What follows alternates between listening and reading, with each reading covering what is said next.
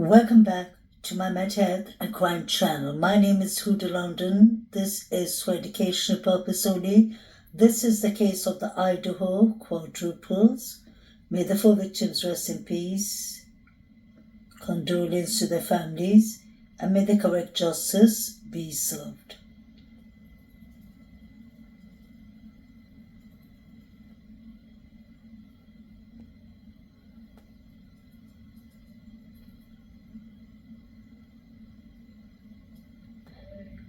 I found this picture to be interesting because obviously the 4 or 5 roommates live together. The fact that Bethany is so comfortable with Murphy, this is the second or third picture of seeing that relationship. And it always makes me wonder who could have kept the door quiet or maybe locked the door.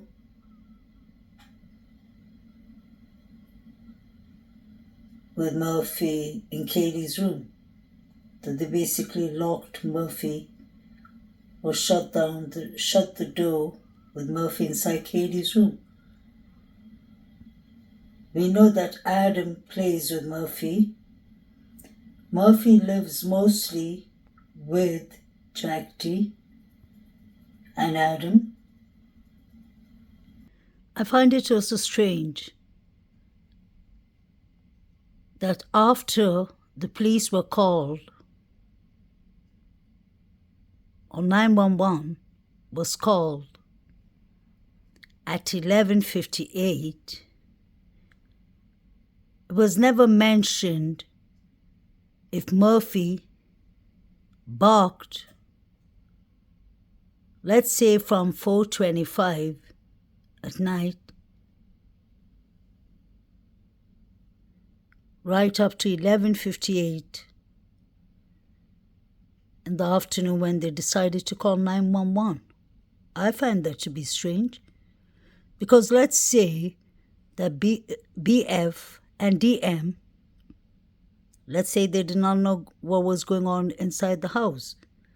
Now let's not forget their bedrooms do not have toilets inside the rooms. So obviously they will have to come out.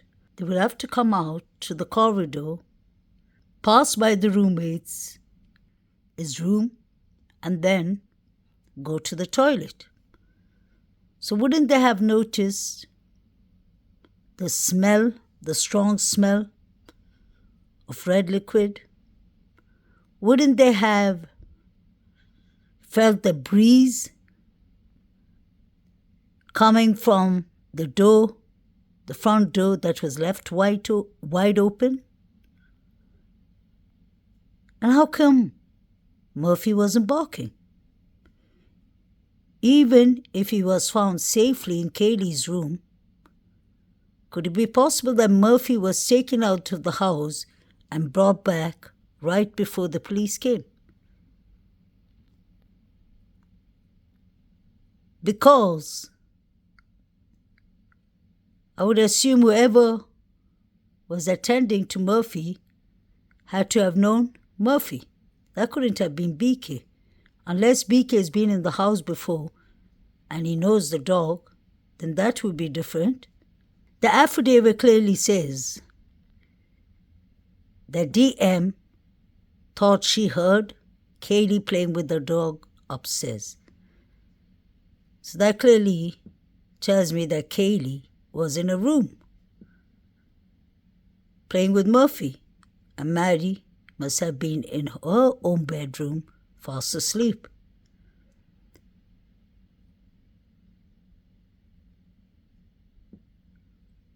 For Murphy to have been quiet for 8 hours until the police were called, I would say the alternatives are the surviving roommates, like Bethany Funk, kept Murphy quiet, allegedly, or Jack D came and took Murphy with him and Adam to their house.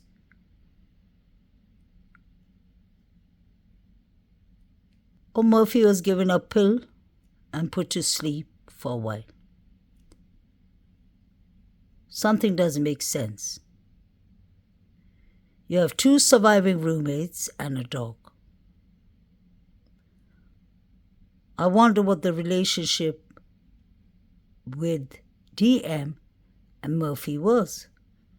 Is DM a dog person or is she a cat person? Maybe she doesn't even like pets.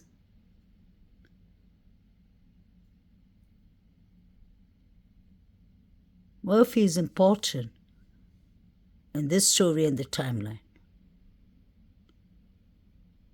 So if Jack D, Maddie, and Kaylee, and Adam were all at the grub truck, did they leave Murphy by himself at home? And if they left him alone,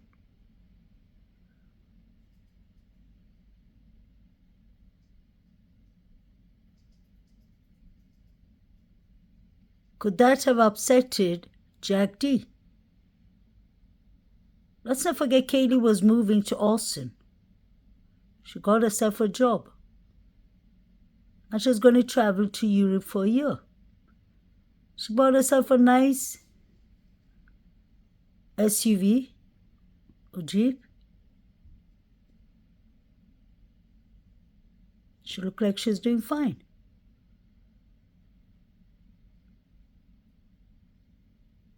The Congalvis keep on repeating, especially Chrissy, that Kaylee and Jack D shared Murphy. They both had custody for Murphy.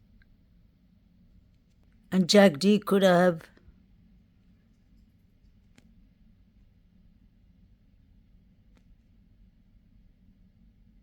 thought that it was just Murphy that was actually keeping them in contact. I want to know why Kaylee was studying from home for the last month. Like it was mentioned, Kaylee had a stalker. So if Kaylee really had a stalker, it would make sense. And why did Steve Gongalves have to sign a waiver for the FBI? Because the FBI was expecting something to come in Kaylee's mail. I wonder why. Jack D seems to be smiling here. But let's not forget, this is when Maddie told Adam something. What did Maddie tell Adam? That could have upsetted Kaylee and upsetted others for John Showalter to say, you know they're going to get you for this, Maddie. This was taken by the mainstream news channels on the 22nd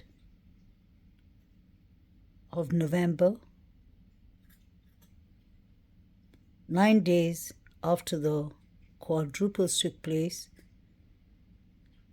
and is Jack Jack D. He was the last one to be ruled out. I find 2 things interesting that I've always mentioned. The fact that he dyed his hair is a change right after people have been unalived. And he's one of the closest people to the victims, to Kaylee. That's a former boyfriend for 5 years, on and off. Why did he dye his hair black?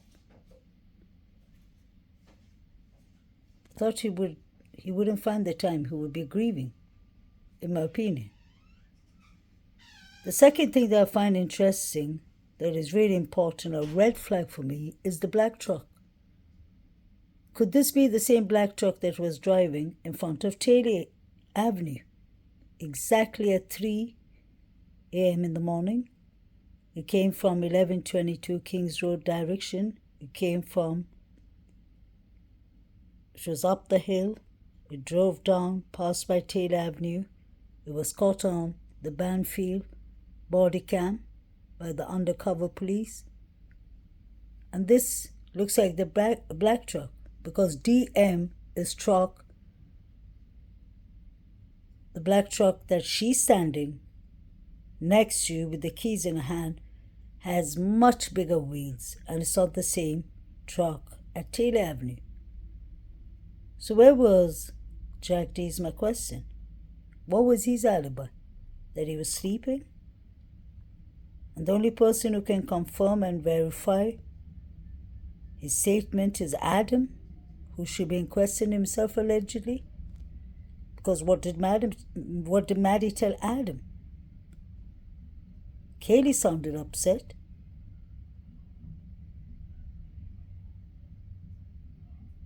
You can see Jack D with the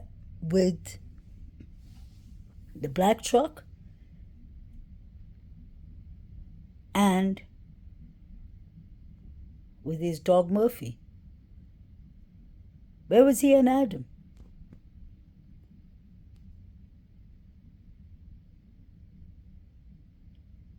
Who drove who home? There was talk about one of them was playing PlayStation and Jack D was sleeping, I believe. But isn't it strange that two friends are the only ones who can testify and confirm each one's alibi? Was he driving this black truck at 3 a.m.? How come Murphy was so quiet the whole night? Kaylee and Maddie called Jack D 9 times on the whole. Maddie called him 3 times and Kaylee called him 6 times. How convenient that he did not hear one of the calls even. Because let's not forget, the picture of Jack D, Maddie and Kaylee is taken at 1:25 a.m. I personally believe the unaliving started at 2:15 with the couple, Zion and Ethan.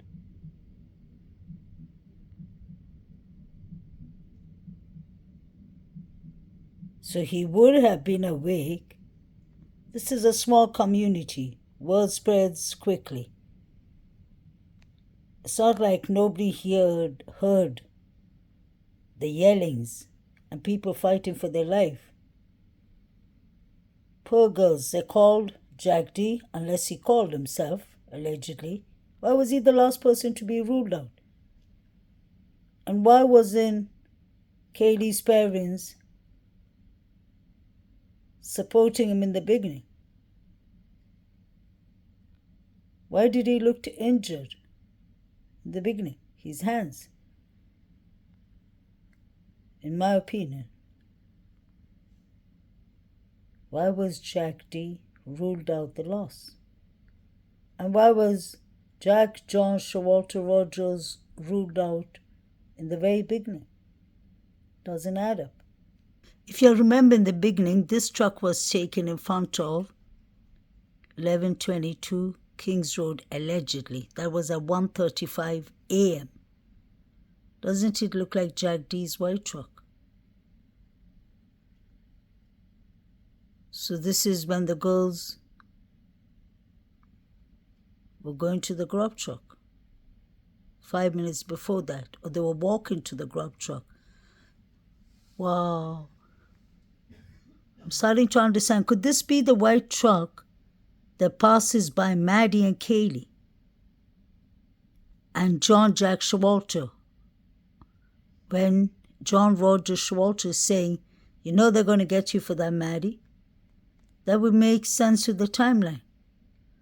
Could it be possible that the people that unalived them was dropped off and they were already waiting at home? Because let's not forget, BF and DM was supposed to be at home that time, according to Chief Fry. and the affidavit. So did they drop off BF, DM, or did they drop off the suspects who were going to do the crime? It was said a white Hyundai Elantra was seen in the area. What if a white truck was seen there too? And what if the white Hyundai Elantra was another white Hyundai Elantra and not BK's?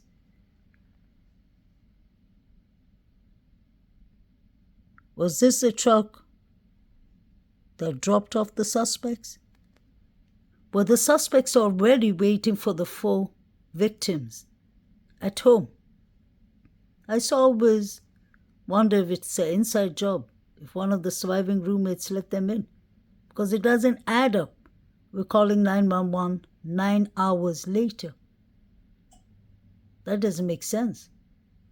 No matter what shock phase you're in, you need to use the toilet. It doesn't take 8 hours. Your kidneys will explode by then. Sorry to say that, but that's the truth. Who would wait 8 hours to go to the toilet? Let's not forget they were texting each other, DM and BF. DM heard rummaging upstairs and she thought it was the Sigma Chi fraternity boys. That was said on Ashley Banfield too. This was leaked out in the grand jury. So if they're texting each other, they must have let someone in. And they were told to lock themselves up in their room, allegedly. That's just my opinion. I remember in the beginning, they were saying that Jack D was the number 1 suspect. He was the last to be ruled out.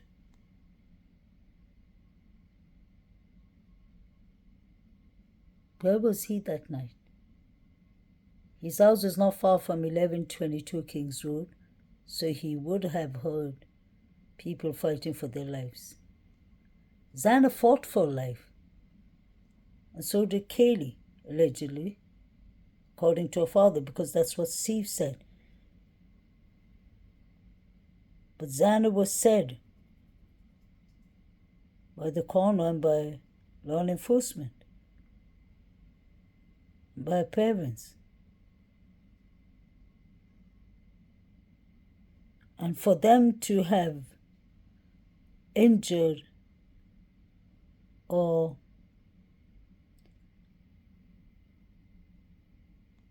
stabbed Kaylee so many times just proves that this wasn't something that just went quick. It had to be a fight. There had to be commotion. There had to be carnage. It is impossible. Brian Koberger isn't a sniper. He isn't a hitman. He's a PhD student. He couldn't have done this in 15 minutes. This had to be somebody who knew the house well, inside, outside of the house.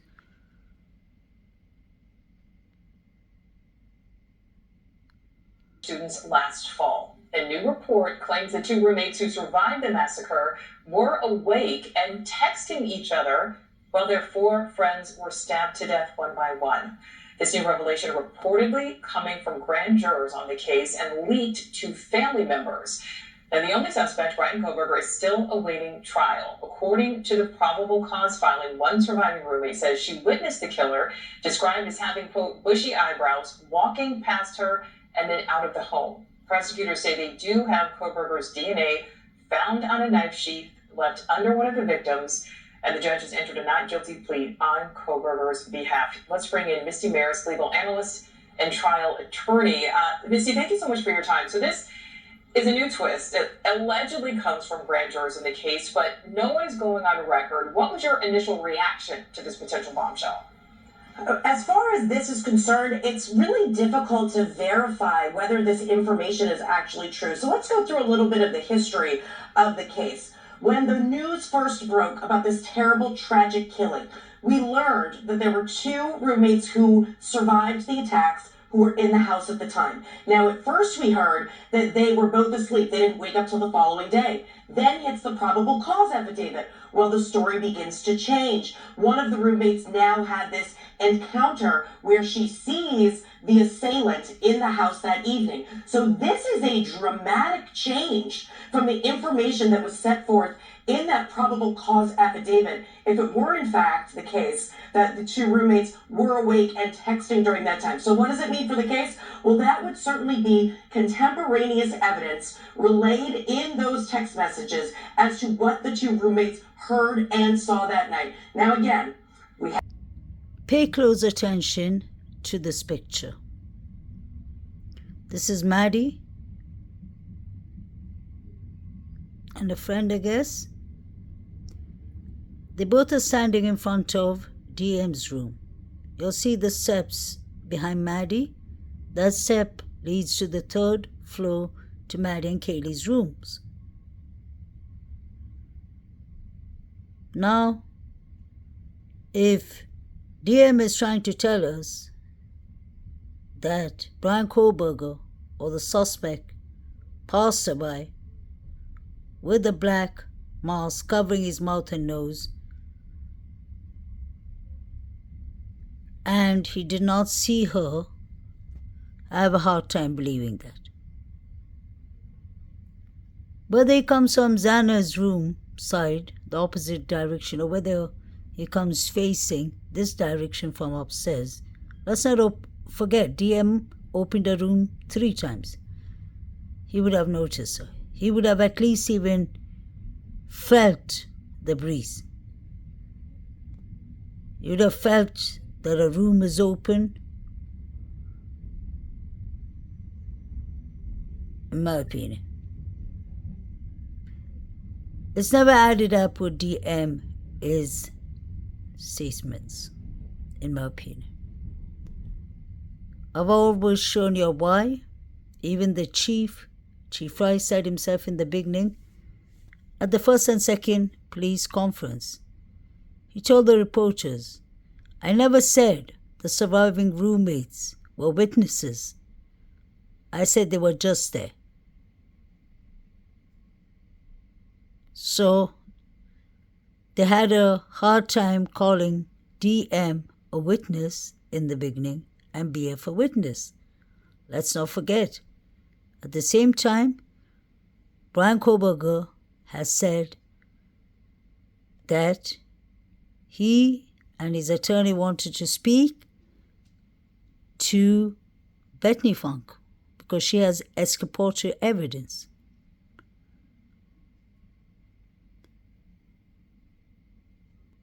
Now, if it is true that DM and BF were texting each other, that clearly proves they knew what was going on. DM said she heard rummaging upstairs and she thought it was the Sigma Chi fraternity boys. Isn't it a coincidence that the 4chan, the enormous person on the 4chan, said the same, and that was in the beginning of the case? So there was rummaging upstairs. We saw 3 figures running towards the Sigma Chi fraternity. The Sigma Chi fraternity says they don't have cameras outside. Now let's do our maths. We saw a black truck that looks like this black truck that Jack D is driving. His family black truck, I guess, driving past at 3 a.m. and 40 seconds. We saw another car driving the opposite direction at Taylor Avenue. Right after that, we saw Maddie's black coat allegedly thrown behind the tree at Taylor Avenue. Put all those things together. I personally believe there was a lot of movements going on in the alleyway in Taylor Avenue.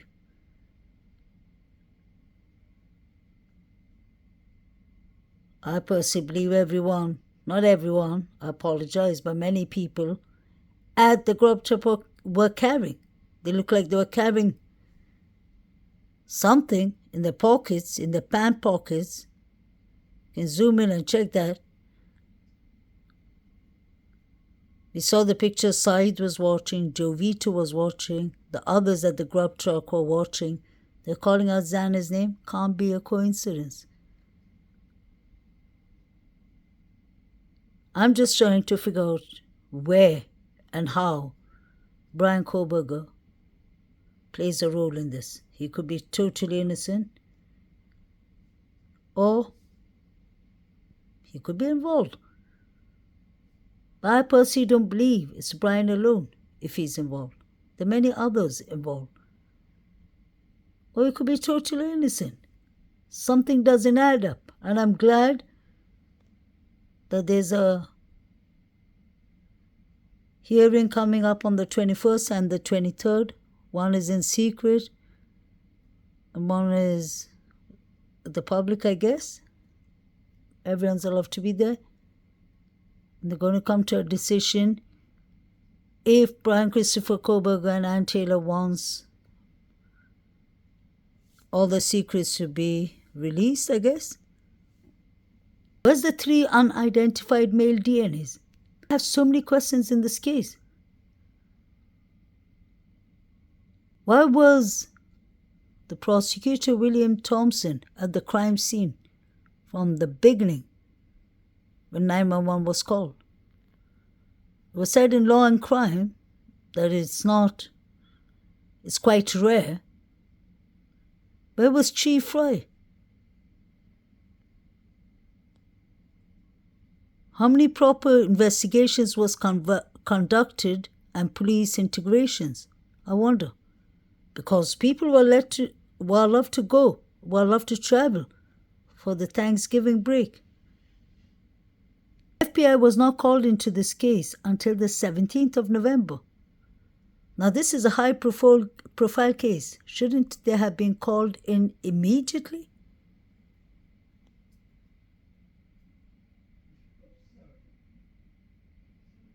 So look at how close Maddie is to DM's room. She's right in front of that room. And DM is trying to tell us that she came face to face with the suspect. Let's not forget, face to face. And she didn't even tell us what eye color he has. Brian Koberger has blue or gray eyes. You can see it so clearly because he has big eyes. It's easy to see. And Brian has a certain way of looking. He has a stare. She would have known if it was Brian. He wasn't 5'10". The height is wrong. The car description is wrong. You just have a touch DNA on the knife sheet. But then it was a carnage. How many people were at the crime scene before the police even arrived? Everyone seems to have known what was going on. How come Murphy wasn't barking? I'm not talking about right after the unalivings. That's what the police told us. But I'm talking about right up to the morning, the 8 hours that deliberately people ignored to call 911. Where was the front door left open at 8:49 in the morning? Someone on their way to work saw the front door open. What happened to the tripod from Illinois that was conducting a recording behind the house? It has something to do with some project for the university or above the university. The manager said on Facebook that when they checked their recording the next day, the tripod, they saw a female running hysterical from behind the sliding door to front of the house, to in front of the house, and there was a black truck standing outside the house. Quite strange. So when DM is trying to explain this, it's going to be interesting to hear that in trial.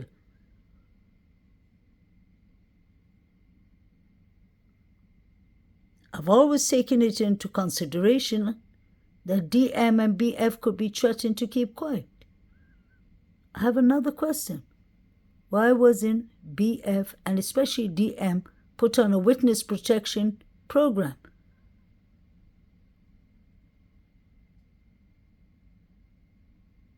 Doesn't add up. If DM is saying she was sleeping in that room and all this was going on, she heard Xana,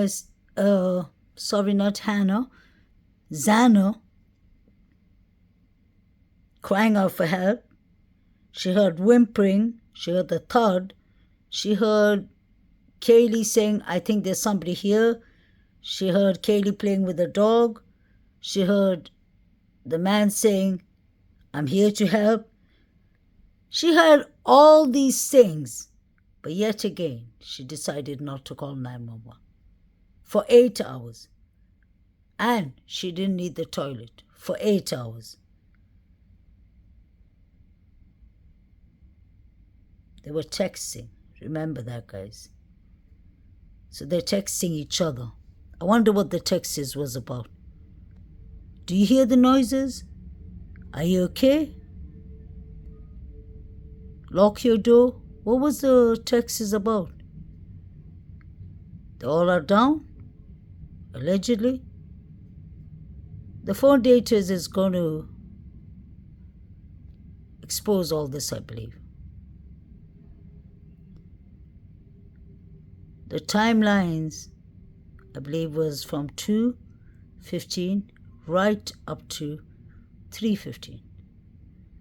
3:16, when the four figures were running, what, 3:12? Yeah, right up to those times. From 2:15 to 3:12. A good hour. Because if I'm just going according to all the movements I see. The Banfield boys, people yelling out Xana's name at the grub truck, the grub truck guy saying, manager saying, people have fallen.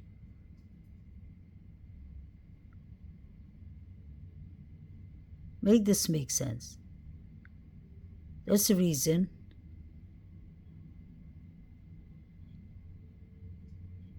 I believe that this has more to do with the college students, vandals, different motives, different targets.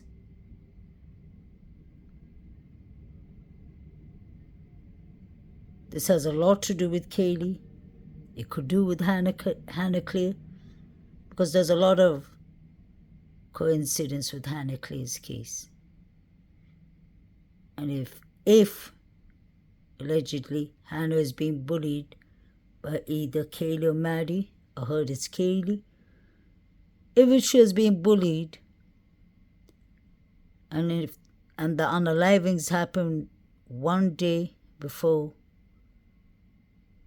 her birthday was on the 15th of November. I was corrected by a close family of hers. And I was told that this case actually is, this is allegedly what I was told from sources that are close to Hannah, that this was a revenge case for Hannah.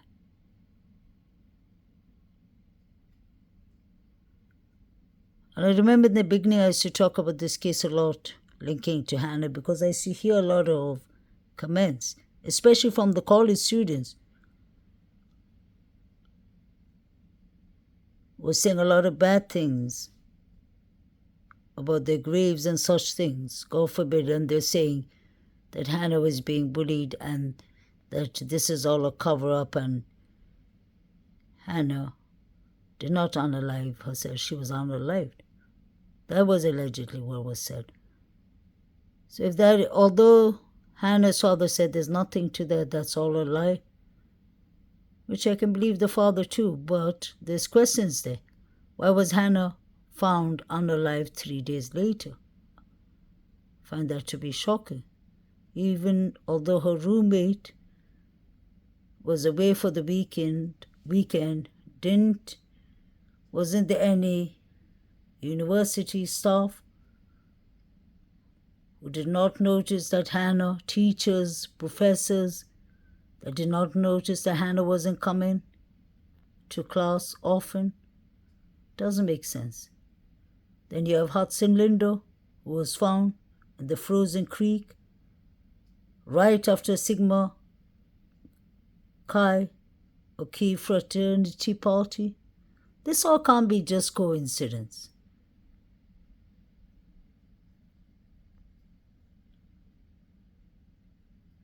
There was just too much going on that night. The reason I keep on mentioning the Grub Chuck and Banfield is because that's where we have cameras on. There's no cameras on the Corner Club, so obviously we can't see that and analyze that. But the closer you pay attention to the Grub Truck, you see people are crying, caring. People are up to no good, I've always said that. Pay attention to Joe Vito and his Coca-Cola can. Pay attention to what number 9 is doing. These people all plotted against these poor students.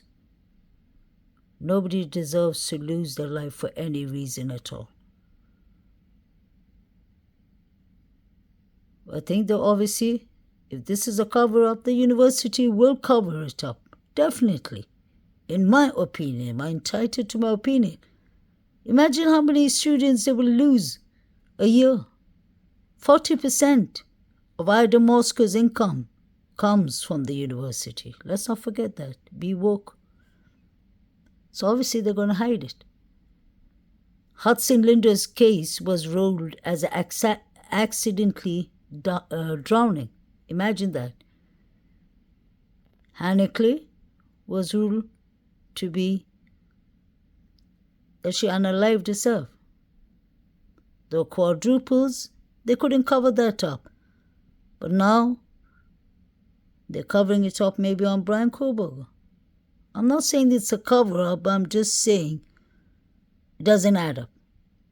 You have 6 young students, the 4 victims, the quadruples, and Hannickley and Hudson Linder, all in a period of 6 months deleted. Something's not right. Make it make sense. But I am buying DM and BF as witness statements. The chief wasn't buying it in the start either.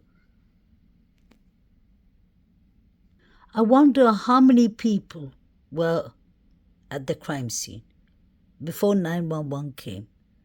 How many people had access to the so-called knife and knife sheet?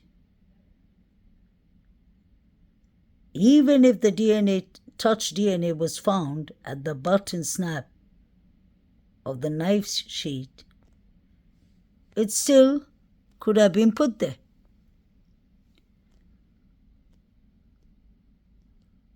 Were people cleaning? Were people talking? Were people partying? At the crime scene, were people, God forbid, moving around the bodies? What was going on?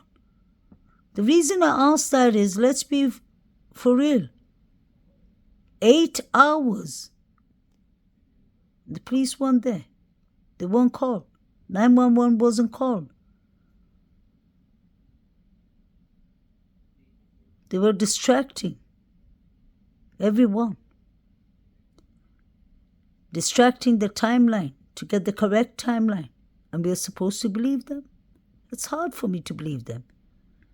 If they called 911 straight away, I would have really believed their innocence. But right now, I can't believe anyone in this case. Not the surviving roommates, not the friends, nobody. Besides God. Because it doesn't make sense. Somebody would have heard it. Somebody should have had the empathy and decency to call the police, but I guess they were scared.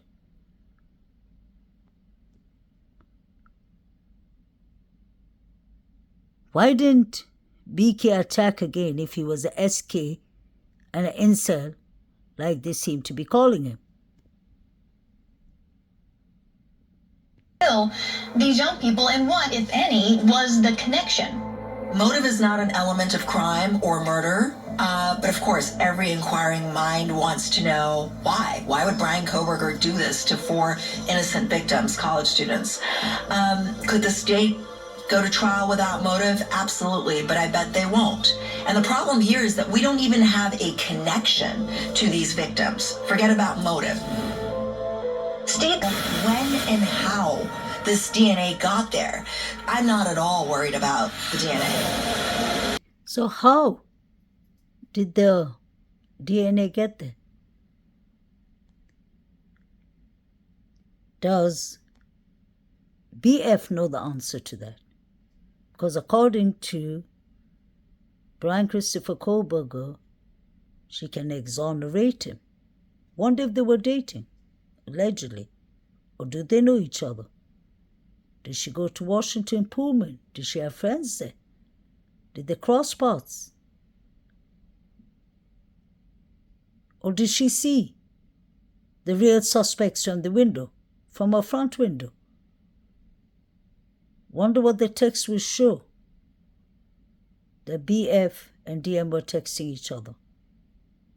Why are they protecting the people who did this allegedly? Like I said, BK has the right to get a fair trial. He's innocent until proven guilty. There's no connection between him and the 4 victims. There's no connection between him and the house. His timeline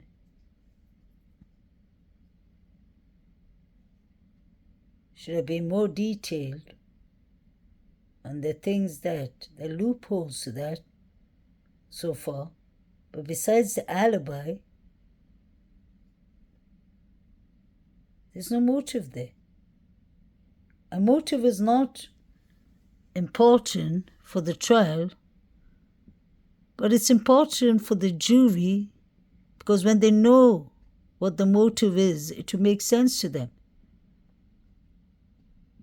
BK is 6'2", 6'3". And DM said the person was around 5'10". That is much shorter. Bushy eyebrows is a rare description, because you would have seen the eye color first.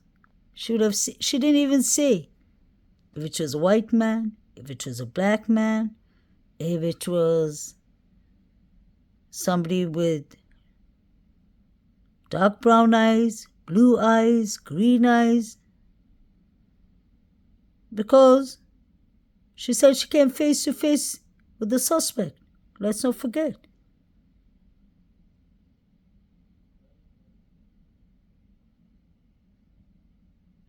So if the knife sheath was under or near Maddie's body, her leg,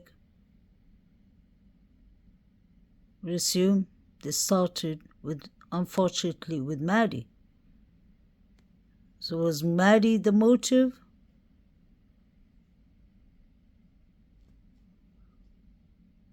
Or was Kaylee the motive? I personally believe they all 4 were the motive. I don't believe there was any collateral damage in the Idaho quadruples.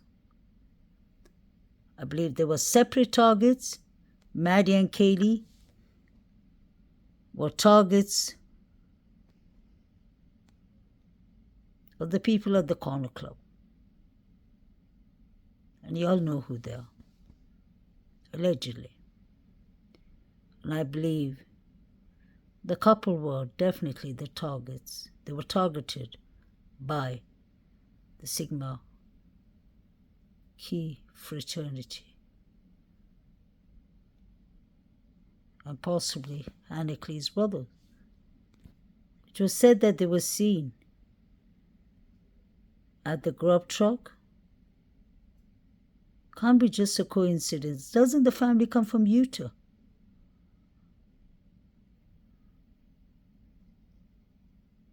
makes sense. It was going to be Hannah's birthday on the 15th of November. Was this revenge? Or was this crime of passion? Unalivings, like the mayor said.